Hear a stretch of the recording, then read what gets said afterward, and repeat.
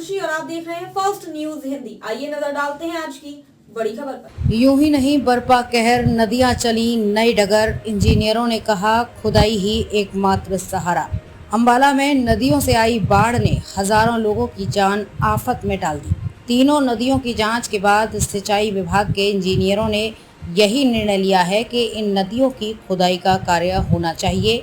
इसके लिए सिंचाई विभाग जल्द ही सरकार को जिला प्रशासन के माध्यम से अपनी रिपोर्ट पेश करेगी। पंजाब और हिमाचल प्रदेश की सीमा से सटा अंबाला इस बार बाढ़ के दंश से सबसे अधिक प्रभावित हुआ। बाढ़ के बाद सिंचाई विभाग ने टांगरी, घग्गर और मारकंडा नदी की एक विस्तृत रिपोर्ट तैयार की है, जिसमें पाया गया कि तीनों नदियों ने अपने पारंपरिक रास्ते को छोड़कर नई धाराएं बनाई, जो कि अधिक नुकसान का कारण बना। विभाग के अनुसार, सिंचाई विभाग के रिपोर्ट के अनुसार मारकंडा नदी ने मुलाना में 2 और आगे चलकर 3 धाराएं बनाई। यही कारण रहा कि पहली बार शाहबाद डूब गया।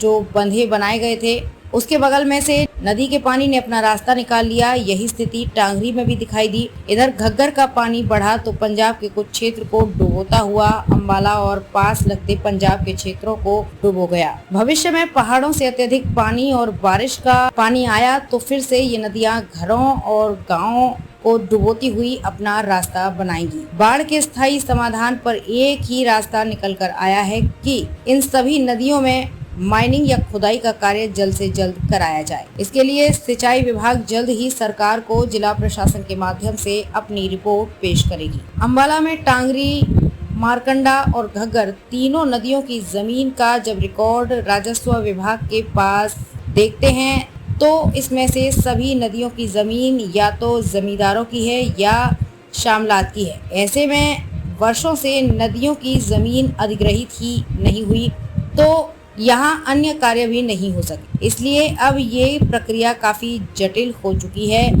क्योंकि अगर सरकार अब जमीन अधिग्रहित करती है तो करोड़ों रुपए खर्च करने होंगे। खुदाई ही एकमात्र सहारा। तीनों नदियों की जांच के बाद सिंचाई विभाग के इंजीनियरों ने यही निर्णय लिया है कि इन नदियों की खुदाई का कार्य होना चाहिए। अंबाला की सीमा में अगर नदियों की सही तरीके से खुदाई हो जाए तो यहाँ पर बाढ़ को अच्छी तरह से संभाला जा सकता है। इसके लिए सिंचाई विभाग अपनी रिपोर्ट जिला प्रशासन के सामने पेश करेगा। इसके बाद जिला प्रशासन से नदियों का प्रस्ताव बनाकर सरकार को भेजा जाएगा। इसके बाद सरकार से स्वीकृति मिलने के बाद खनन विभाग निजी कंपनियों को इन नदियों के पूरे क्षेत्र पर खनन कराएगा।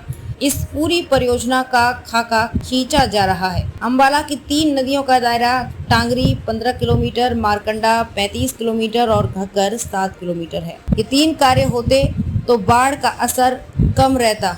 टांगरी, मारकंडा और घग्गर की कभी सफाई नहीं कराई गई। सिंचाई विभाग की नहरों, माइनरों की ही सफाई करता है। इन तीनों नदियों में तो कुछ दूर पर काफी दूर तक बांध तक नहीं है, जबकि इन तीनों नदियों में तो कुछ पर काफी दूर तक बांध नहीं है। तीनों नदियों पर माइनिंग का कार्य नहीं हुआ। अब नदियों को लेकर क्यों सख्त निर्णय लेने की जरूरत? अंबाला में नदियों से आई बाढ़ ने हजारों लोगों की जान आफत में डाल दी।